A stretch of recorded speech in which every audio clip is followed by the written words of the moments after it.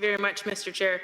So I am proposing an amendment. It's quite a long one, so I'm not going to read the whole thing. I'll just give you a little bit of Cole's notes so I can jump into the arguments of why I'm proposing this. But basically, you've heard a few of my colleagues tonight talk about the need for science to inform wildlife management and hunting quotas and trapping quotas. And so this amendment kind of has a couple different sections. So the first section is that the classes of animals listed will have a tag issued to them. So that's trophy sheep and goats, moose, elk, white-tailed deer, mule deer, antelope, bison, and non-trophy sheep, black bear and grizzly bear, cougar, and wild turkey. That each of those classes of wildlife will have a number of tags associated to them. So that's kind of the take, I guess you could say. And then the next section of the amendment is that the total number of tags issued by the minister will be based on certain criteria. So the first one is that the total number of tags will be based on the best available scientific data and analysis regarding population dynamics, habitat capacity, and conservation status of the class of wildlife animal. And B, will consult with independent wildlife biologists and other stakeholders as the minister considers appropriate. Then the next section of that is that the minister must also publish the following information on the publicly available website of the department administered by the minister. And that is A, the scientific data and analysis used to determine the maximum number of tags and the number of tags issued in respect to each class of wildlife animal. So basically this amendment is saying these animals are in these wildlife classes. There will be a maximum number of tags issued for all of the wildlife in these classes, and that maximum number of tags will be based on science and data and conversations with biologists and stakeholders, and all of that will be publicly available. Then the third section of the amendment is really to incorporate the total mortality of these species, because as the member from Lac St. Anne mentioned, there are species that are really prone to vehicle mortality, and when we think about hunting, we should be considering the other causes of mortality as well. And then the last piece is really that if there is a conflict between the number of tags in this act, this process to determine the maximum number of tags, and existing regulations, that the regulations will come in line with the act. So it's quite a lengthy amendment. I hope that everybody's okay with that summary. You're probably wondering why I'm doing this. Well, I believe in science. As a wildlife biologist, it's pretty foundational to who I am. But I also believe in consultation with experts in the field, as well as hunter guide outfitters, for example, or other stakeholder organizations. I would say that over the last year, we have seen the Minister of Forestry and Parks increase hunting and trapping quotas for many species. And in each one of those instances, the science has not been consulted, and independent biologists have not been consulted either. And I'll get into that in a little bit more detail. I also think that it's important to publicly share this data, because that's one of the reasons why the public is so concerned about these hunting and trapping quotas and emailing me about it all the time, is because there are questions about the data and where it's coming from, and the ministry has not been forthcoming with that information. I know that independent biologists were not consulted on the changes in hunting and trapping quotas, because they are my colleagues and I speak with them regularly, and I know everybody was surprised by some of the decisions that have been made recently. I also know that the public is concerned because I get emails from them, and a lot of the emails right now that I'm receiving from constituents, Mr. Chair, use words like unethical trophy hunting and trapping quotas, that this is unnecessary. They're objecting to the hunting tags, the trapping tags, and they have all of these questions. And I will say that it is very clear to me through my email inbox that this is a very emotionally charged issue on both sides of the coin. The hunter guide outfitters are definitely emotionally charged about these limits, But I also have a lot of people who don't think that trapping is an ethical practice in Alberta anymore, and they are also emotionally charged. And it is because of that, Mr. Speaker, that we need to have science inform the decision making, because science takes the emotion out of it. It's not about how you personally feel about hunting and trapping. It's not about how I personally feel about hunting and trapping. It's about what does the data suggest needs to happen. And so when we have issues where emotions run high, we can use science to make decisions. Because what if, Mr. Chair, I was the Minister of Forestry and Parks? Yeah, it'd be so great. It'd be so great. But what if I was what if I was the Minister of Forestry and Parks? Never. And I was making decisions on hunting and trapping quotas based on my emotions. How would the other side feel about that? And so we cannot have governance decisions about wildlife based on emotions, because it really then is too subjective, and it depends on who is the person making the decisions. It is the reason why science is a cornerstone for establishing wildlife policies and making management decisions. Science informs decision process, and the impacts of decisions can be better understood, acknowledged, and considered when they are informed by data. So when we use science, we can promote and adhere to the highest standards. It allows us to have confidence in our decisions and the potential impacts of those decisions. Science also helps us promote educational efforts and encourages people to understand the wildlife and the ecosystems that they are recreating in. Science provides sound advice, and I know that the members opposite will love this. It creates jobs. There's a lot of scientists out there. I do love it. Of course I love it. Why wouldn't I love that? Scientists are working all over this province, and we have many experts working on wildlife science throughout the province, in both the private and the public sector. Science also encourages collaboration, because sometimes it raises other questions that become important for other processes to answer. And hunting, when properly regulated following biological principles, is an appropriate means of managing wildlife populations. But it is not the only tool to manage wildlife populations, Mr. Speaker. Hunting and decision-maker education should invite people to increase their knowledge of wildlife ecology and management. It should emphasize ethics and responsibilities. There are things to learn throughout this process. So I want to provide some concrete examples of how the recent decisions that the Minister of Forestry and Parks has made in the last year have not used science as a foundation. So when it comes to cougars, the minister increased quotas for hunting female cougars, more than doubled, and he created, or the ministry created, 6 new management areas for cougars, including the Cypress Hills, and then created a directive to open up hunting of cougars with off-leash dogs in these new 6 management areas. Hunting quotas were set for all of these new management areas, and this increased the total number of female cougars that could be legally hunted in the province. Fine, those are all management decisions. What does the science say? Well, the province has a cougar management plan, and it counteracts these decisions. So the cougar management plan estimates a population of 1,559 cougars. The minimum viable population, Mr. Speaker, is 1,500 cougars. So clearly, increasing hunting quotas is not going to help address the objectives in the management plan. The minister has said that we have over 2,000 cougars in the province, but there's no data to back this up. And if there is, it's not publicly available. So that's why we need to have this data be publicly available. If that is true, that's great. Show me the money. Show me the data. Yeah, that's money and data is equivalent if you're a scientist. Did you get it? So this goes against the current management plan. The other thing the minister has done is lift trapping quotas for fur-bearing species. Fur bearers, I really hate that word in general, because all mammals bear fur, but I digress. So, well, sometimes.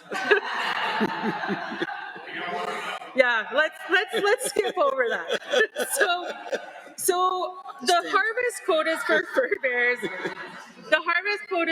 bears, are in place to keep populations viable, presumably so that we can continue trapping them and we can continue to have the ecological benefits that those species provide. The most recent research for wolverines from 2024 estimated that there are 955 wolverines in Alberta, 544 adults. The International Union for the Conservation of Nature sets standards for what classifies as a threatened or an endangered species. And for threatened species, the standard is 1,000 adult individuals. 544 adults estimated, 1,000 individuals required for the animal to be listed as threatened. Process in Alberta dictates that with this information, the minister who chairs the Endangered Species Conservation Committee should bring that committee together to review that most recent research and decide if wolverines need to be listed as threatened in Alberta. But rather than follow that due process and follow that science, the minister lifted trapping limits on wolverines altogether. I will agree with the minister that the previous trapping limit was already unsustainable. That is true. Lifting the trapping limit altogether does not make it more sustainable. Looking at fishers and otters, also fur bears that had their trapping limits removed entirely. Both fishers and otters are highly sensitive to trapping. They were both almost extirpated in the 1980s due to both almost extirpated in parts of Alberta due to overharvest. Fishers were reintroduced to parts of Alberta in the 1990s, and otter reintroduction started in the 1980s and continued on for over a decade. We have no current population estimates for fishers and otters, but we do know that they are very sensitive to trapping and hunting pressure.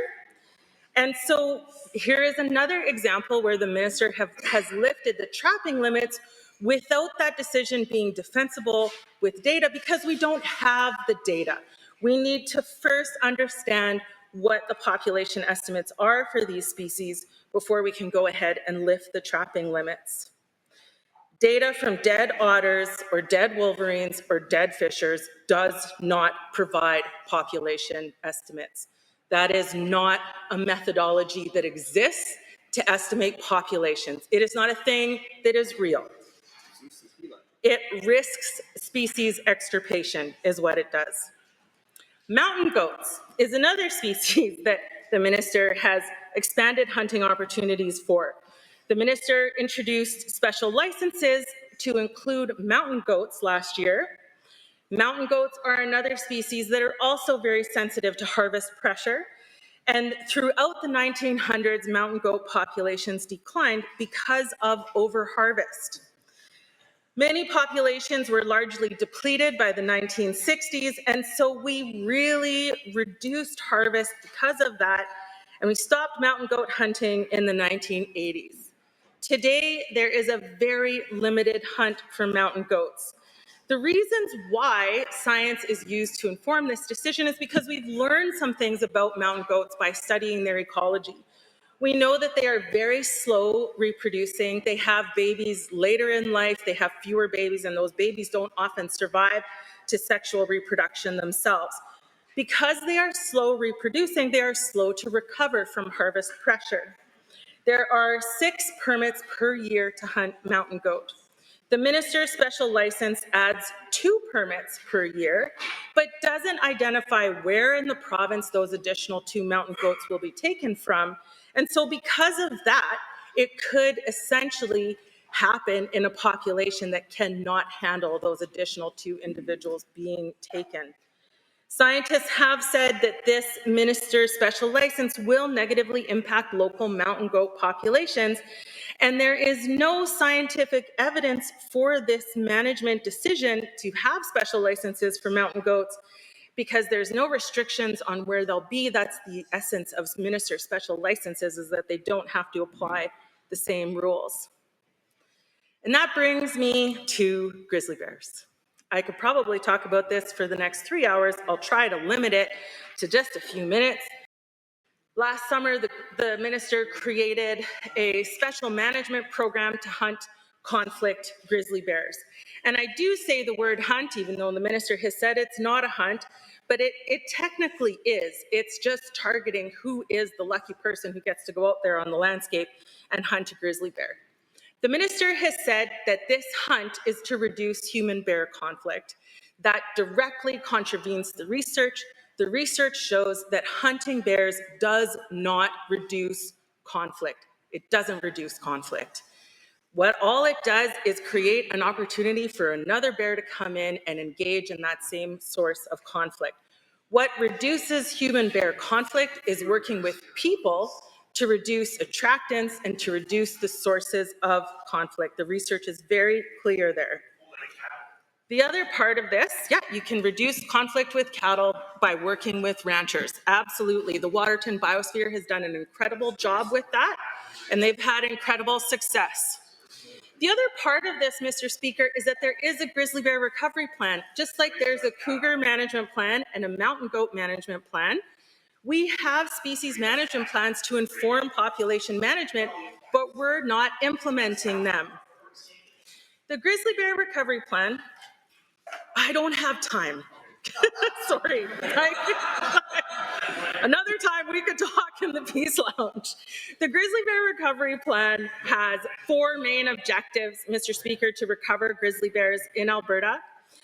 Grizzly bear density through the recovery zone of each bear management area is not limited by human-caused mortality. Its populations are either stable or increasing, and that there is a population size range that is reflective of the habitat within the recovery zone. There's also objectives for the ability of grizzly bears to disperse across habitats, for habitat security for grizzly bears in the recovery zone to be maintained or improved, and supporting grizzly bear conservation and management is increasing among Albertans, especially those living, working, and recreating in bear management areas. You will notice, Mr. Speaker, that increasing hunt or increasing the opportunity for Albertans to kill grizzly bears is not an objective of the Grizzly Bear Recovery Plan. I encourage all members of this House to have a look at the recovery plan and the 11 detailed recommendations to recover grizzly bears. They do talk about conflict, but none of those things are killing bears to address conflict because it doesn't actually work. The science is quite clear in this. Section 3 of this amendment is about the total mortality. So when you think about bears, for example, they can be hit by trains, hit by highways, hit by vehicles on highways. They're also subject to poaching. And all of those causes of mortality add up as well. So it's important when we consider the maximum number of tags that are distributed for a species that it's actually based on all the causes of mortality, because hunting and trapping might actually be a small percentage of the animals that are taken from the population, but a dead animal is a dead animal and is no longer contributing to that population. So we need to consider the cumulative effects of human activity on wildlife populations, even if those deaths are accidental. What I find the most frustrating about this bill is that it doesn't address the true issue in wildlife management in Alberta, which right now is that the minister has been ignoring his department's species management plans. He's been ignoring science. He's been ignoring recent research on population estimates, and he's been moving forward with all of that stuff. And this bill, although contains some great pieces to modernize hunting, doesn't actually get at the heart of what is the problem with hunting and trapping in Alberta. And the problem is that we're basing tag limits on conversations we have with people in the street and not actually based on any kind of defensible scientific data or conversations with stakeholders. And that's what this amendment is trying to accomplish. And then, of course, the amendment is also trying to make sure that that information is publicly available, so that when the minister is saying there's 2,000 cougars or 1,250 grizzly bears, which is also a very random number that I've never heard before, that we know how he got to that number. This amendment's really important. It makes the bill better. I hope all members vote for it. Thank you. Any members wishing to make comment on Amendment A?